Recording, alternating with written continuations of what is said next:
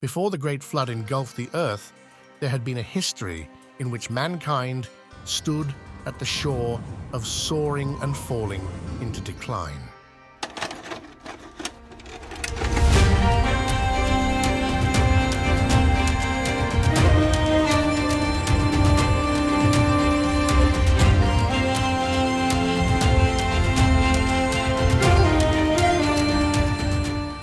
This was the Antediluvian period, a segment of human history wrapped in as much mystery as it is piled with legend.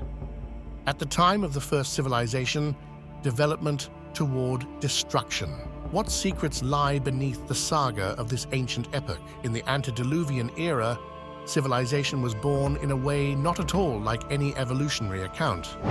After Adam and Eve were expelled from Eden, they, the first human beings according to Genesis, made a line which would determine the very essence of human society. Their son Cain not only featured in history with his transgression, but also reached an impressive first. Enoch, the very first city. Named after his own son, Enoch was more than a town.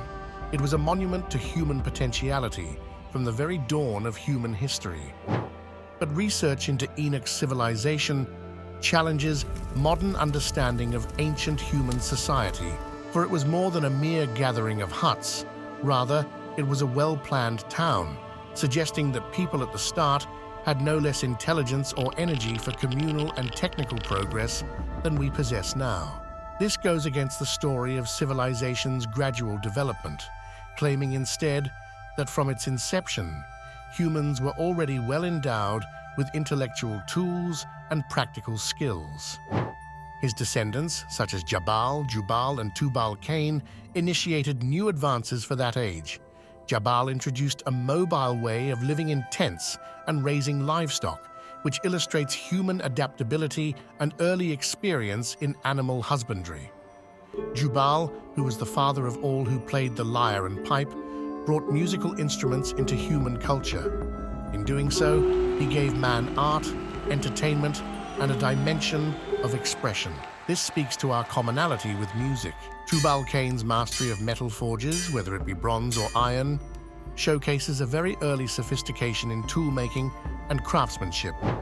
These advances were part of a collective surge toward the complexity of civilization, as befits an age rich in innovation and cultural breadth. Nevertheless, while this society thrived, as a shadow paralleled it. The achievements of Cain's line are truly outstanding. They also, though, contain the seeds of individualist ethics, the cloth, the gear of progress woven from. The divide in these aspects of life deepened Lamech, a direct descendant of Cain, personified it.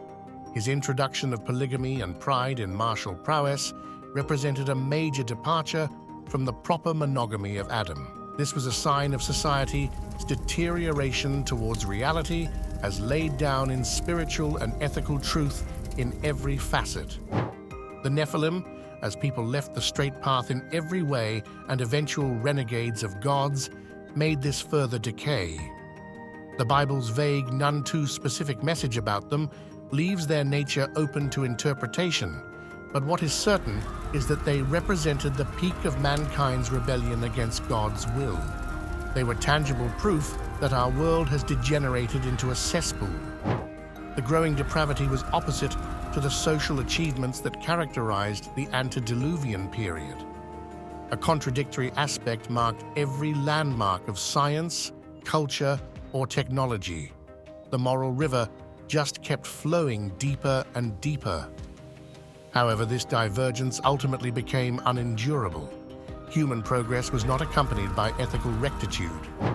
As the pre-flood world began to unravel, so to speak, it seemed very probable that divine intervention was due. The decision to rid the earth of all living creatures with a flood was not only a punitive process, but also regarded as a necessary cleanse for the world's moral and spiritual compass. Despite their wickedness, Noah and his family served as an example of the lesson learned by righteousness. Forged in faith, they were charged with the duty to re-establish humanity. The post-Diluvian period also carries the echoes of two sides and contradictions in human progress. As a society develops, so should it guard against having all its moral and spiritual values lost.